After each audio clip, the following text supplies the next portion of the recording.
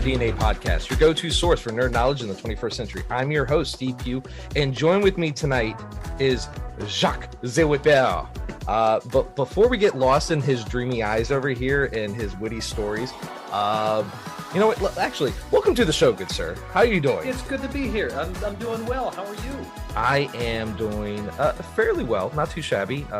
I live up in New England area, and it's been really cold. So, yes. You know, I'm not a big fan of the cold. I'm a glutton for punishment. I'm not going to lie, because, you know, why else would I live up here? But dude, the 22 degrees we had yesterday, I was not a fan of. Where do you live? I'm just outside Boston. Are you really? I didn't know that. Oh my gosh. And I'm interviewing you and I didn't know that. I live, so I just had some guys, actually I'm from Boston not too long ago, great guys called Classic Gaming Brothers. They do retro games. Oh, nice. I live in Southington, so I'm like down at southern Connecticut and everything. Yeah, so I you get it. I do. I mean, like so I'm not a native New Englander, but I have been in New England long enough that I hear you call Connecticut New England, and a part of me is just like, oh. Okay, so I'm not a New Englander or Connecticut, or I know there's some fun terms for them, but you know, I'm not originally from here either. I'm a Navy brat, so I'm like from Virginia. My family lives in Indiana, like right up by Chicago. So, you know, I'm all over. I'm like actually one of I think the only Southern people in the world that doesn't have a Southern accent. So when I go home, they're like, "You talk funny," and I'm like, "No, I talk not." Yeah. I was born in Texas, and I still get called Yankee when I go down there. Oh, that's awesome! That's great. The first time I did the Louisiana Fair, I think I was getting called Yankee at least once a day, and I was like, well, you know, I've been in the Northeast at this point for like 30 years, so I mean, I guess it's fair, but also. Should you come up with a new character persona for your entertainment then, based on like Brent the Bostoner? The Boston. No, so the one bit that I always wanted to do is I want to do the show in like a heavy New York accent. So I grew up mostly New Jersey, New York. Okay. And like I remember, like I moved up to Boston and the Jersey Shore got really popular, and people were like, "Oh my God, Jersey's just like that." I'm like, "That's half the guys I went to high school with." So I have always wanted to do. I have a set in my show where I whip air quotes dangerous animals, and these are stuffed animals, like it's a teddy bear or a stuffed dog. And the running joke is, you know, they just say, you are walking through the woods, and you come across a dangerous bear. You come across a bear, you call for me, Jacques Ze Whipper, and I will beat them for you. But what I really discovered, I discovered this in college in my professional voice and speech class, where we had to do our final exam in 4 different accents, and my cat is playing with a plastic bag. So I'm waiting for mine to run across. Yeah. So we had to do a speech in 4 different accents, and I was like, I don't want to learn lines, so I'll just do my show. And so I did it in normal American, French, obviously, Southern, and then I did New York. And I did New York for the animals bit, and it came across like a mafioso running a protection racket. It was like, all right, let's say you're walking through the woods. Listen, if you're walking through the woods and you come across a dangerous bear, listen, you call for me, Jacques the Whipper, and I will whip them for you. All right? I'll do it even for free. I'm a good guy. That's how I work. How I work. All right. I like it. Well played. So typically we try to start the show, even though we just went on. By the way, we go on tangents. We do very much tangents. I contemplated naming the show like just call it Random Nerdy Tangents. But we try to talk about what's latest and greatest in nerd culture.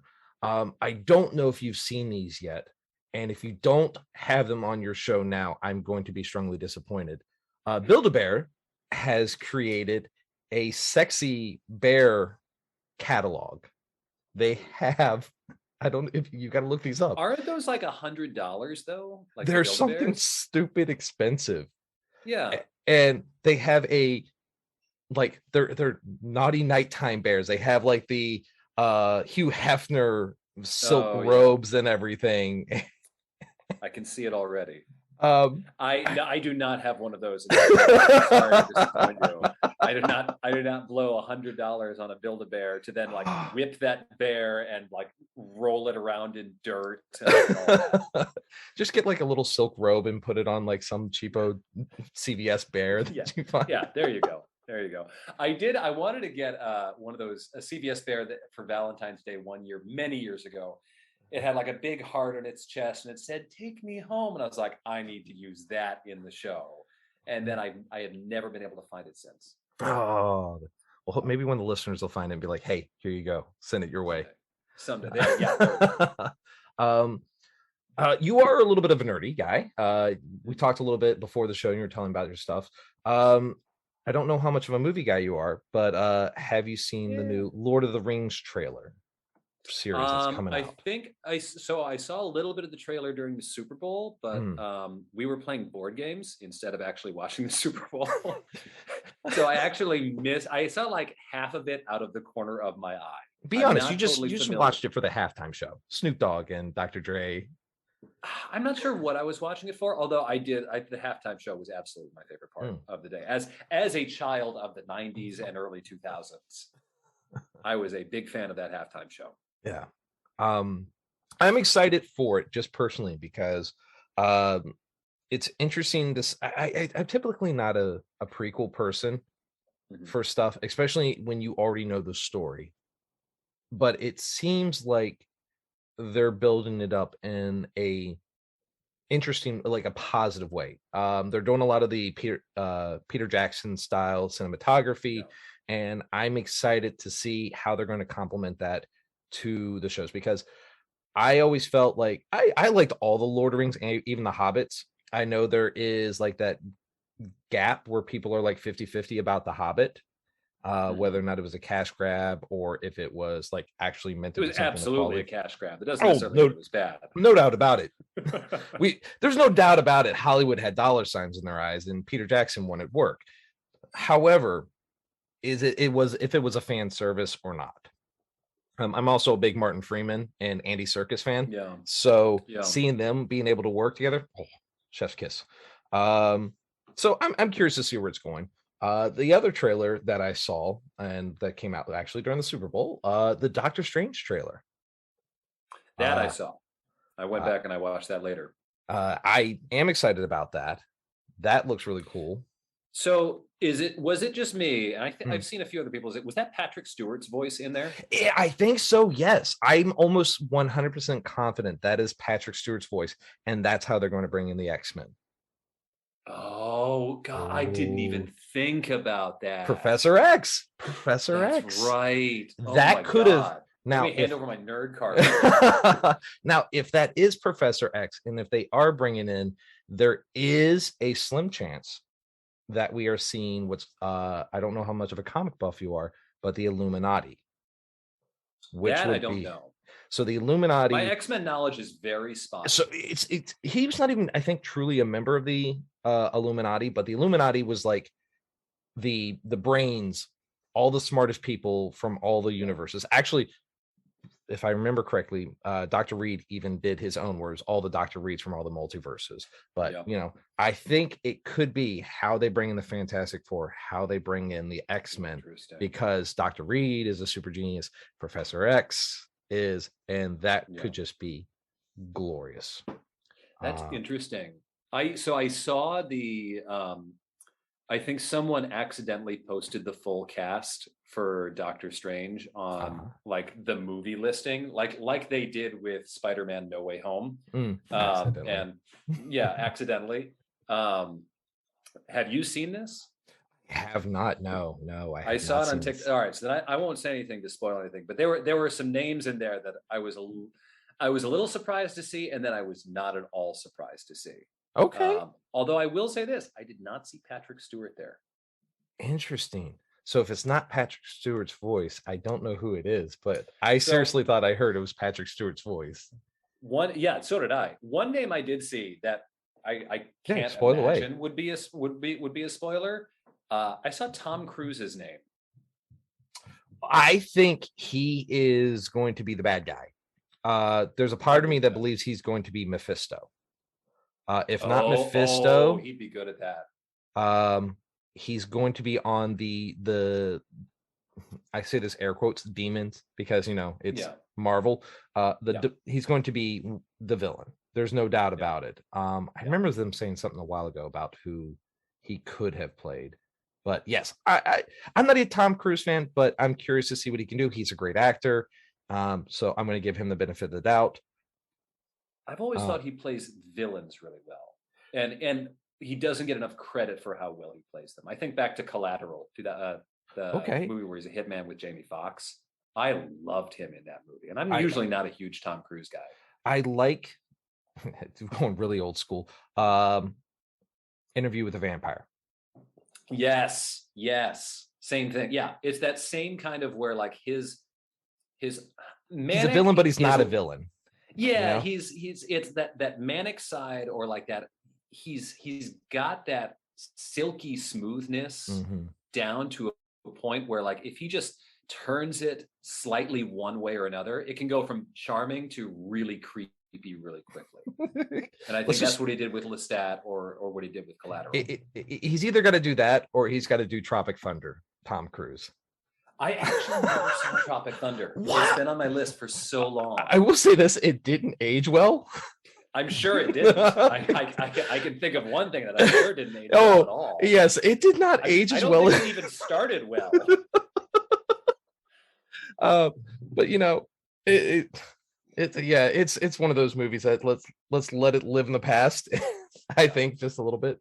But sir, we did not come here to talk about movies. We came here, well, you know what, maybe we did a little bit, but we came here to talk about you and to educate the listeners on who you are, what you do, and what makes you such an entertaining person to just be in the presence of.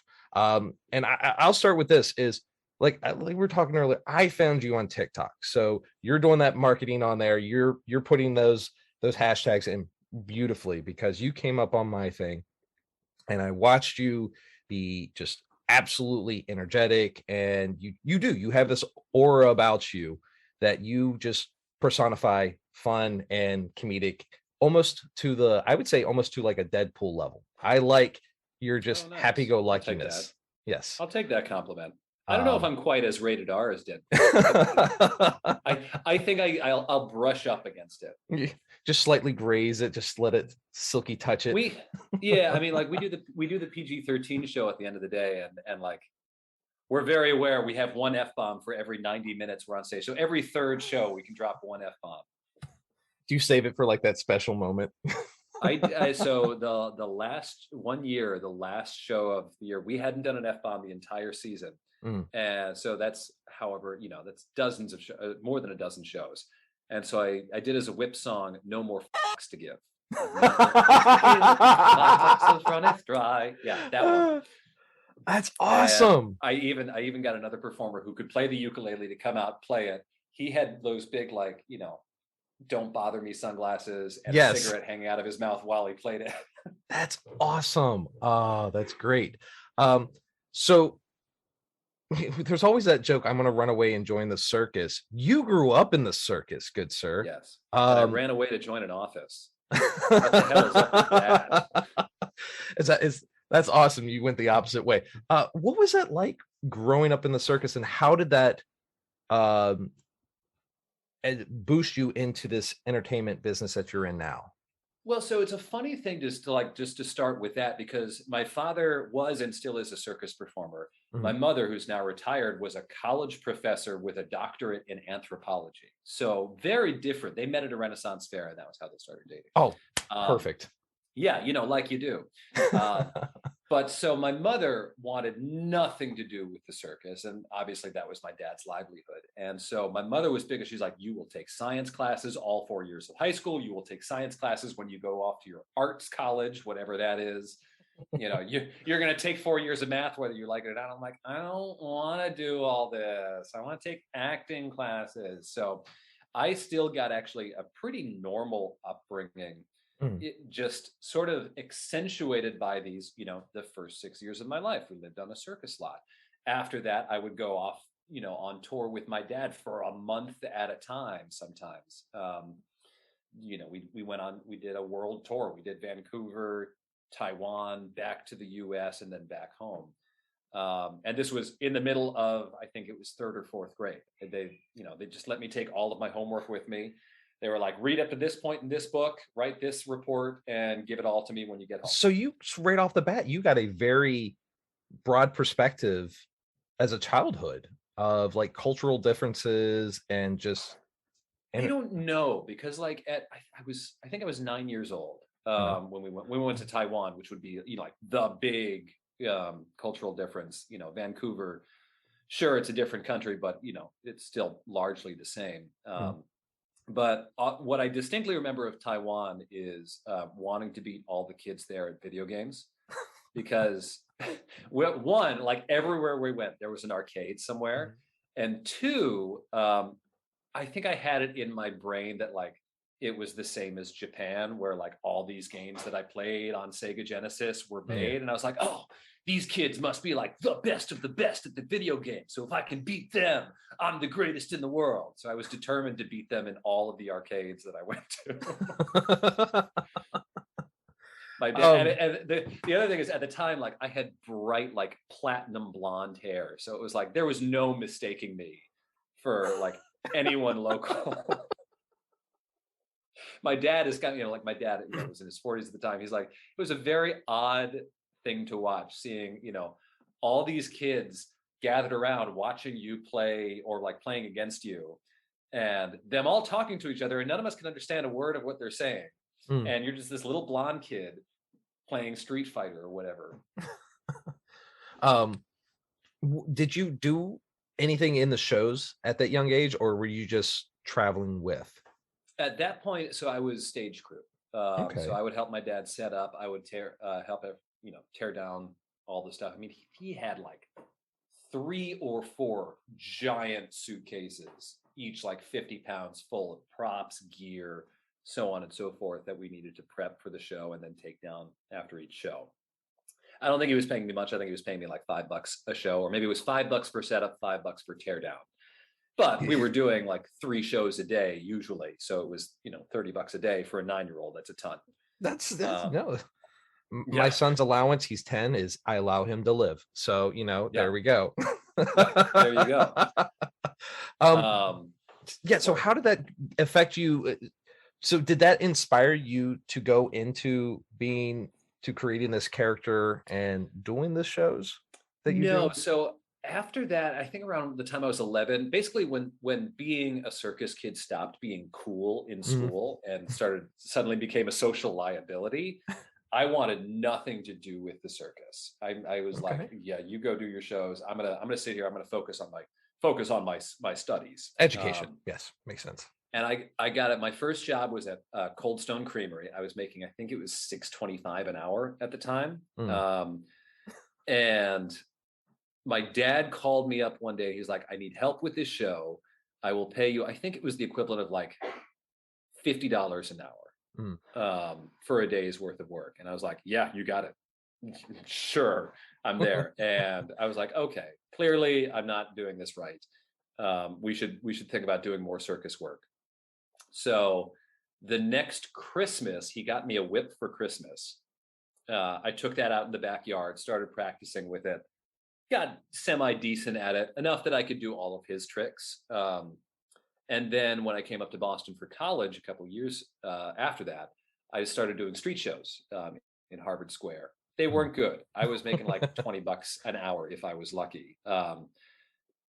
So it was, still not a great option, but it helped me sort of get through those early days when you're really not that good at performing. You don't know how to talk to a crowd. You don't know how to hold a crowd. But after a couple of years of that, I was like, let me try Renaissance fairs, because we had done Renaissance fairs growing up. Mhm. I knew the scene. We had done King Richard's Fair in Massachusetts when I was very, very young. One of the first, I think, the first place I ever performed actually as a kid. Fun. Um, and so I got in there. I think we did a one-day audition, my dad and I, and then Mhm. they hired me solo the next year. And that's where we've been now for 14 years since. So how did you come up with your French character, Jacques Ze So, Whipper? That was so the summer that before I auditioned for King Richard's, or maybe it was the summer before I auditioned. My dad and I were sort of talking about what the character should be. So my dad, way back in the '80s, had a very successful Renaissance fair act Mm, called Rogue Oaf and Fool. It was a trio act, and he said what makes a great Ren Fair act is being able is having a character, having comedy, having something to draw the audience in, other than here's this trick, here's this trick, here's this trick. What makes you different? What sets you apart? And so the idea that we were playing with was that I was going to be super full of myself, but also just really silly. And then mm. I think that sort of naturally evolved into my dad was like, "You could make it French. I'm Jacques Ze Whipper." um, and he goes, "Oh, you could even draw on a little mustache." I'm like, "That's dumb. That's really dumb." And I did not do that. And then after like the first weekend of performing, I was like, oh, let me give it a shot. And it was like, as soon as I did that, it clicked, because whips are this in this weird category of like, a lot of the time when people see whips, they're not sure what to make of you. And being that silly and that ridiculous kind of diffuses that natural tension, whether it's from the machismo, the unfortunate connotations with whips from history, or the unfortunate Yeah. connotations with whips from sexuality, or all of that. There are a lot of different ways we can go with whips, and not all of them are where I want the audience to be You going. have And very so specific tastes. yeah, so being drawing on a mustache and speaking in a French accent, I feel like people are like, oh, this is dumb. Okay, all right. um, you recently had, well, you're recovering now, but you Yeah. recently had an incident with your thumb, an injury. What happened? So this is my this is the opposite of my nerdy side. So Uh, I still play baseball as a fully grown adult. I play in a men's age 28 and over league. mm, So at that level, you're not getting the guys who are just cut from the minors. mm, People generally aren't throwing 90 miles an hour. But I was playing in an 18 and up tournament at the end of the year in November, the end of the season, mm. and they were throwing 90. And so Oh, we were in a tie ball game last inning. I was like, okay, I'm fast. If I bunt, I get on base, I steal second on the winning run. We just need a single to win the game. So I went to bunt, but this guy was throwing so hard as I didn't realize he had been throwing two seam fastballs, which as a right-hander, they cut back towards a right-hander, which I am. mm. So I went to bunt and I didn't see the ball moving back towards my hands. And so I felt like I fouled it straight back. I didn't feel it hit my thumb. So I was like, damn, I missed my chance there to squeeze a bunt past them, get on Yeah. base. And I'm walking around the batter's box and I go to get it. And I'm like, my thumb feels weird. Like it didn't hurt. It was just like, And I like kind of poke it. I'm like, I can't really feel that. What's going on? And I call time and I take my batting glove off and my thumb just looks terrible. And I was like, oh, I have a broken thumb. That's right. I must have gotten hit on the thumb. I got to go drive myself to the emergency room. So that was November 7th or 8th. I had surgery on it a week later. Basically, I broke it in two places, between the sort of like the two middle knuckles, sort of at the base of your thumb. Yeah. And then also they call it the distal phalanx. I've learned all these knuckles, sort of the last knuckle before you get to the fingernail. I kind of cracked it there, unfortunately, where there's also a ligament attached. So that basically I had to have 3 pins put into my thumb, one going down the length of my thumb to keep everything in place. So Holy. I'm better now. Like I can hold things. We're getting the strength back, but the range of motion is still really not there. If I were to make a fist, my thumb would still poke, towards whoever I was trying to punch.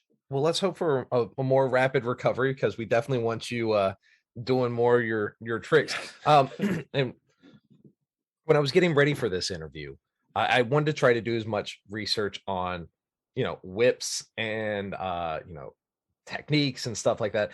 And it took me down some really interesting alleys. I'm not gonna lie. Found a lot of websites that I probably started to avoid looking up whips. You got to be You're gonna very be on a specific list when after you this. search. But Yeah, you have a wide variety selection. Um, you have then there's a ton out there. How did you decide on which whips to use for your shows, and how many do you have? I probably have almost 2 dozen at this point, if not Really? more. Wow. Well, it's sort of like whips will get like they're at the point where they're no longer good enough to use in a show, but you can Mm, still crack them. mm, So like they get rotated out, they get put in my trunk down in the basement. Um, but starting out, it was just kind of so whips are really expensive, especially if you're getting leather whips, which when I first started out was kind of your only option. mm, There were some paracord whips, some nylon whips, but they weren't anywhere near as durable or as good. So mm. I was getting leather whips, and leather whips cost $300 to $600 every single time. So starting out, I had a whip my dad got me for my 18th birthday. That one I still have. It is held together by fishing line and electrical tape at this point, but it's still the most accurate whip I have ever used. So it still has a place in my bag. Um, then after that, I got a couple of bigger whips just to do some like more flashy stuff. Mm. And then I want to say in 2012, I filled in for Adam Winrich at a show and I got to try out some of his whips. And he has these what are called performance hybrid whips. Mm. So all the whips I've been using up until now are the kind of whips you see in Indiana Jones. They're just general bull whips, shorter handle, braided together. It's exactly what you think of when you think of a whip. Mm. But he had these performance hybrids, which one made out of PVC pipe and a basically paracord braided together. Mm. And because the materials are cheaper, they're generally like 150, 200 a piece. Mm. And they're also super light. So you can get two of them made at the same time and you can start doing fancier two-handed routines. So that was what I started using. And the reason they're called hybrid whips is because they're a hybrid between a bull whip and what's called a stock whip, which I have one. I am not good with stock whips at all, but basically they have like a hinge connecting the handle to the braided part of the whip. I don't know how they work. I have one. I can barely crack it, and that's kind of where I'm like, I'm good. I'm good. That's fine. But so the performance hybrids were then when I started realizing I'm like, oh, I can make different beats. I can sing songs to this. The songs that I sing, for those who haven't seen the show, I make a beat, I sing songs. We change the lyrics to be whip appropriate. Um, and I was doing a show actually with someone else who could crack whips. And I was just sitting there doing what's called, I think, a fast figure eight, where you go bum bum in one hand, bum bum. And he was over there and he just started cracking. And we realized after a second, we just kind of lined up doing bum bum bah, bum bum bah, bum bah. And we both looked at each other. We're like, we. And so we started singing that. So I was like, okay, that's good. And then I figured out a few other beats that I could do. And now here we are, 10 years later, where this is probably about a third of my show. You're a brave man. I will give you that because I've watched your TikToks. I want to definitely come see you, especially now that I know, when I was looking you up and that you do King Richard. You are brave because you asked people to name off songs, and you get a variety of songs. um, Well, here's the trick about that is you yes. don't call on people and ask them what song they want. Uh, You say, someone give me a request, and a bunch of people will yell out stuff, and you can kind of listen for songs that you know or songs that you know well. The only issue is when you have like a small child ask for a song. Like I was in Louisiana one time and I asked the crowd for requests. No one said anything. And then this like 9-year-old girl goes, "Can you do Our God is an Awesome God?" And I was like, oh no. I'm like, one, I don't know that song. Two, I can't make fun of that song in front of a rural Louisiana crowd. you're a Yeah, dead man. so I got her to sing it while I did a beat, like trying to find the beat. And I was like, great, everyone, yeah, clap for her. Oh, We're gonna what? move on. What was the what would you say your most difficult song you ever did was? Anything by Taylor Swift. So there's something about Taylor Swift songs where the beat moves around, the beat changes. And I have to give her credit for making more complicated songs, because just about any pop song you can do to a standard 1, 2, 3, 4, 1, 2, 3. I can do every Lady Gaga song to that beat. Taylor Swift songs, a lot of them do not work to that beat for some reason, because she speeds up and slows. So if you think of, I discovered this when Shake It Off became really I was literally going to ask that popular. song. Yeah, because Shake It Off is like this bum, bum, bum, bum, bum, bum, bum, bum, bum, bum, bum, bum, bum. And it's like, where's that beat? I can't find that beat. So it's like, I either have to go super slow or super fast to find it. And that's been the running issue for me. Britney Spears' Toxic is tough. Any kind of rap is always hard, because rap moves so fast you don't have time to think of lyrics. So unless you have it pre-planned in your head, it's not a good idea. Duly noted. Get a bunch of people to ask you to play something by Busta Rhymes. Got it. Yeah, there you go. There you go. Now I will say, I do have a few rap songs prepared by a myriad of artists. So, there is a chance that they could ask, so it's the kind of thing where, like, if someone asks me to do, like Will Smith's Wild Wild West, I'll say, oh, no, but what about Fresh Prince of Bel-Air? That I can do. And then they just start screaming, hooting, and hollering. Yeah, and they'll be like, okay, I'll accept that. Without it being cliche, Whip It. Whip It by Devo. Yeah. Yes. When a problem comes along, you must whip it. When a cream sets out too long, you must whip it. When a person wants this song, you must whip it. And I just make long, angry eye contact with whoever asked for it. I'm gonna say, I was gonna ask, is that like the most requested song for you, or Freebird is? Really? Yeah, because everyone, play Freebird, the joke. I mean, like, I posted a TikTok of just like years of people screaming TikTok at me or screaming Freebird at me in shows. It's almost every single show. That's awesome. But Whip It is up there.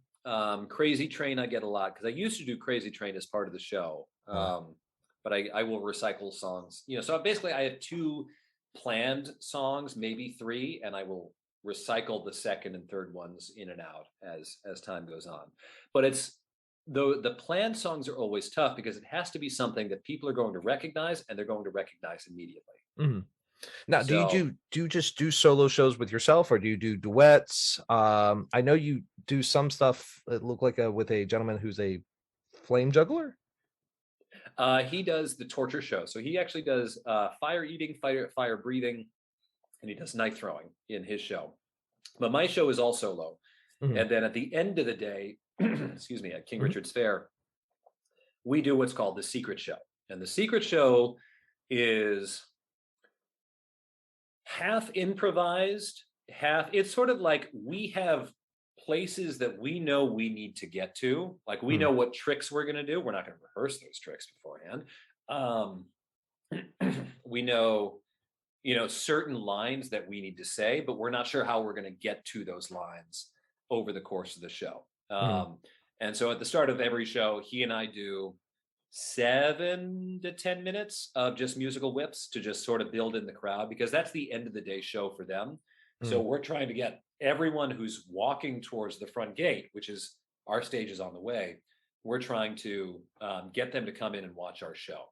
So that goes about 7 minutes of audience requests. And then at the end, we'll have 1 or 2 songs that we have prepared that will be a little bit more in depth. So in years past, that's been Hooked on a Feeling. It's been Crazy Train. We did Shia LaBeouf one year. We got like a full cast production of Shia LaBeouf with like fire dancers and aerial hula hoop acrobats. Oh and my like gosh, that's people, awesome. Yeah, it was like, I need to find that video, because I have that video somewhere. And then this past year, it was Welcome to the Internet by Bo Burnham. Oh my God. Was such a ducking project, because here's the thing. 1, Bo Burnham is a very talented lyricist. Yes. And I was like, if we're going to do this, we're going to do the entire first 2.5 minutes until he gets to the slow part of that song. Yeah. So I had to first figure out what all the rhymes were. And then two, I had to learn those rhymes instead of his rhymes because at this point I've listened to the song so much that I've memorized the original words by heart, but now I need to replace them with the other words. So it took about a week to write all the lyrics, and then it took 2 weeks to get the lyrics right, and then it probably took another 2 weekends of actually performing it to get it to the point where I felt good That's about it. awesome.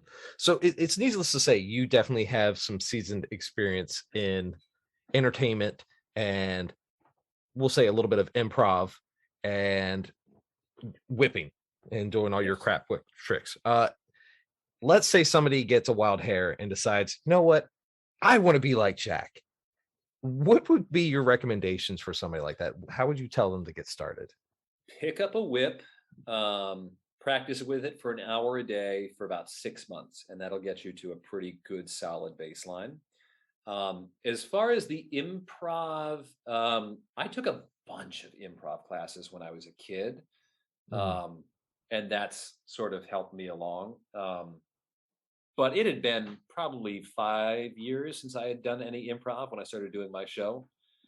Um, and the other thing is think about the persona you want to portray. So Cess has a kind of a gruffer character when he's on stage. Cess is an absolute teddy bear, but when he's on stage, he kind of has that like big tough biker vibe. And so he gets a lot of those people at his show. Mhm. Whereas I have this kind of like, how did someone describe it? Cute, sassy with modern references vibe. So I get a lot of the, sort of the 16 to 35 crowd. So you're the bard. Um, I would say so. I've actually never played a bard in D&D because everyone says that. So I'm like, no, I'm not playing a bard. Although I have threatened our DM in our current campaign that if he kills my character, we're playing Curse of Strahd. I've told him if you kill my character in Curse of Strahd, you are getting the horniest bard. You gotta have a horny bard. There's got to be a horny bard in every game. It's almost a necessity on the equivalence of there's got to be a mimic and there's always going to be some type of dragon. I have They're actually mandatory. not encountered a mimic yet. I mean, I've only done like 2 campaigns, so You I'm did Death still I'm House still a too, and you newbie. didn't encounter a mimic. Oh yes, we did. That's right. I'm sorry. The thing is, we encountered it, but we killed it immediately because I just kept mage handing literally everything. I was like, I'm not touching anything in this house, and so we saw it was the mimic, and we just firebolted it from far away. I know we kind of talked about this off screen and everything, but like I said, my team because on my side, I am a mailman and or letter carrier, and Yeah, so I have worked with a bunch of guys at the post office. We they listened to my show and they got interested and they wanted to do D&D. So we call it I love Monsters it. and Mailmen. I So love it.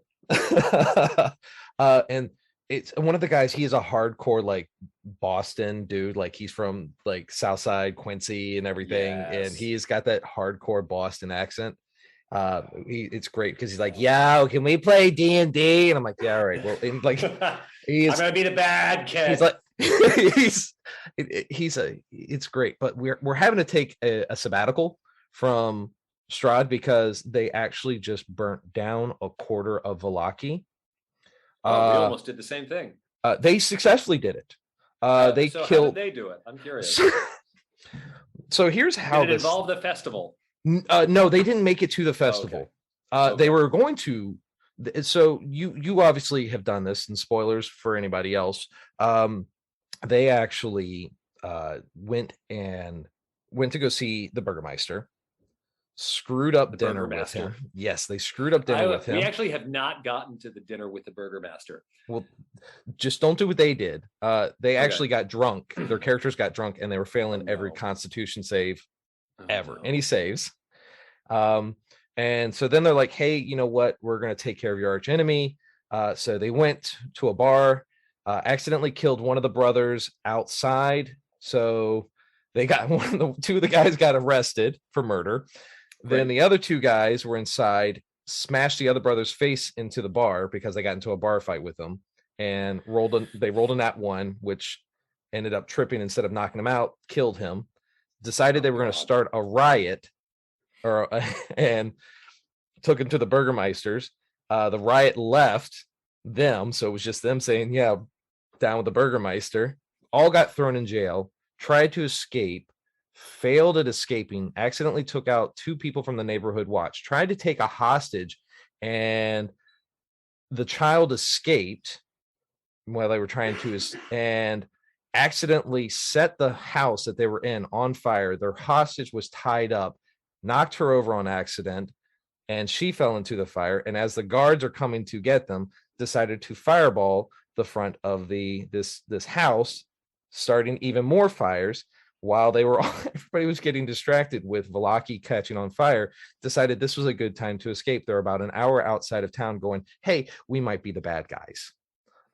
60 people 60 people have died in Valaki, 150 are homeless, and a quarter of the town is burnt down. And I said, "Hey, you guys might need to take a break from this. Let's go to Icewind Dale." Strahd is just watching this, like giving them a golf clap. So even better than I could have done. I sat there and I'm like, I don't know what to do with this, because I'm like, what do I do? This isn't in the campaign at all. There's nothing that prepares you even slightly for this. I'm like, okay. So I sat down with a bunch of other DMs and I said, what do I do? And they're like, kill them. And I'm like, no, I'm not going to kill them. So what am I actually going to end up doing is taking their characters that they have right now in Strahd, and I'm going to turn them into a minor BBEG. So they're eventually going to come back to these characters. They're going to take their characters from Icewind Dale, if they survive, and take them into Strahd, and that's going to be one of their BBEGs that they fight. Interesting. I like that. That's a really good idea.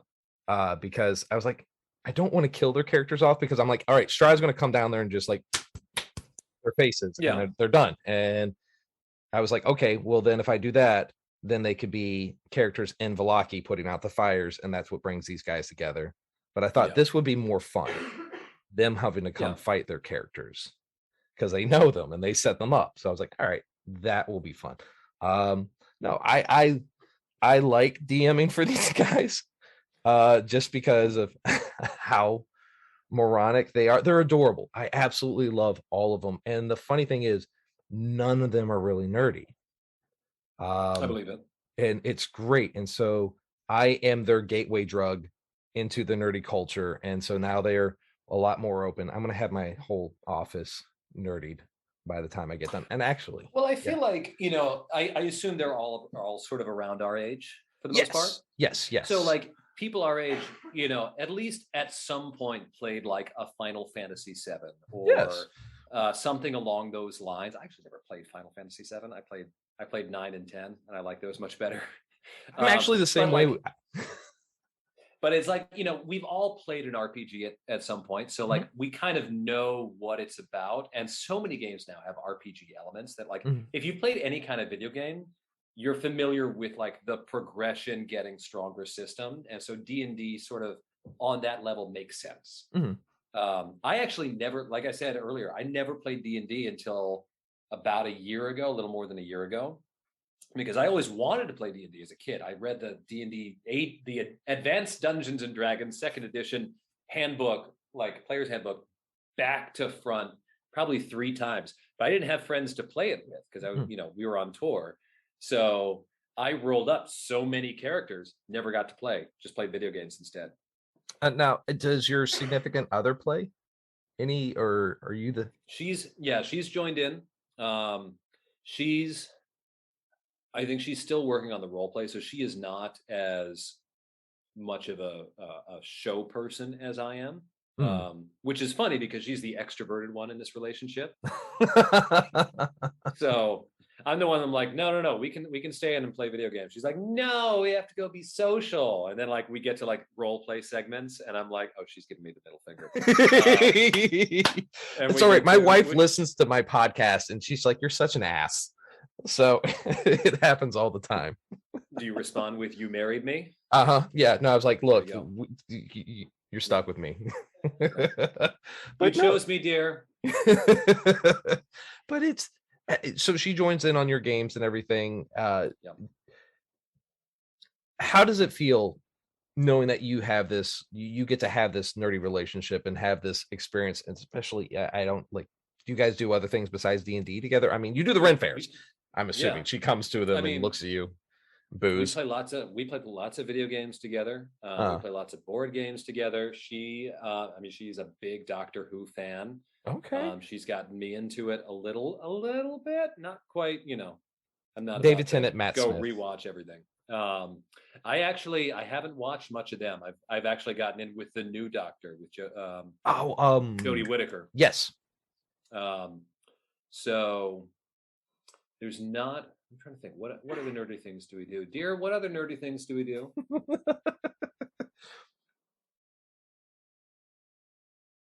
Have you ever tried to bring her in on one of your shows as like No, that's a strict absolutely not for her. for So her? yeah, like one of the very first things she said to me was like, if you ever propose to me, it cannot be in public in a public proposal. So Oh, what? yeah, she does not want to be part of the show. She does not want to be on stage. I did a nerdy Which is great proposal. because she's a camera person, so she just films everything. So it works Okay. out. Yeah. So does she do all the filming for your shows and everything that were on TikTok? Oh yeah. Yes. Impeccable job. Tell her stellar job. That is. He says stellar job, and she says she likes laser tag. That's fun. Yeah. Yeah, that's great. Honestly, you've answered all my questions that I really truly had. It's been an absolute pleasure to have you on the show. Where can the good people all around the world find you, sir? So a bunch of places. If you want to hear me in my main job as a radio man, 90.9 WBUR, 90.9 FM. In Boston, you can hear it on WBUR.org. And if your local public radio station plays Here and Now, you can hear me 18 and 38 minutes past the hour when Here and Now is on doing national headlines. For the circus, best place to find me is jackthewhipper.com. That's just JACK thewhipper.com. That'll have links to all of my social media, my Cameo profile if you want me to send your friend a happy birthday message or something, and all the social media like TikTok, Instagram, even Facebook, where they can see all that stuff, and an updated show schedule so you can see where I'll be performing. I was Right going to now, it's ask all you that. Northeast. It's all Northeast right now. Maryland Renaissance Festival and King Richard's Fair in just outside Boston. Hopefully, should be adding a couple of other shows at some point this year. That's awesome. Actually, before we go, I did have one other question for you, and I forgot. I can't believe I forgot this. How has the pandemic affected you as an entertainer and the shows? It's been so 2020 was the first year that I did 0 whip shows since I was, or 0 shows period, probably since I was a teenager. If you count like the school musicals and like plays and all that, probably the first time since I was 11 years old since I did not do any performing in an entire year. So it was a weird experience because I enjoy performing. I get confidence from performing. So it was really nice when I came back and I did my show in late 2021. September 2021 was when I did my first show, in 2 years. It was a wild experience. It was sort of like, oh my God. It was like, coming out of, withdrawal from, on a drug or something, of just like this experience of like, oh yes, this is what I missed. So it was, I don't think I realized how much I missed it until I started performing again. I actually got nervous for the first time in a long time. Not even nervous, but just like the first show, I was looking down, my hands were shaking. Like, my hands don't shake when I perform. I've done this show 1,000 times. I've done this exact show for this exact crowd many, many times. I see all the regulars here. They've seen my show plenty of times. But I was just like so amped up to do it again. That's awesome. Well, I'm glad it's moving in a progressive direction, and especially with how the pandemic seems to be going in a positive direction. And here's hoping. Fingers crossed. I look forward to seeing you at King Richard's up in Mass, and hopefully, you get to go to a lot more locations as the years progress. Again, Jack, thank you so much for being on the show. We'll definitely do some shameless plugs in all the episodes for you, getting all the links in there. So let's go ahead and let's wrap this up.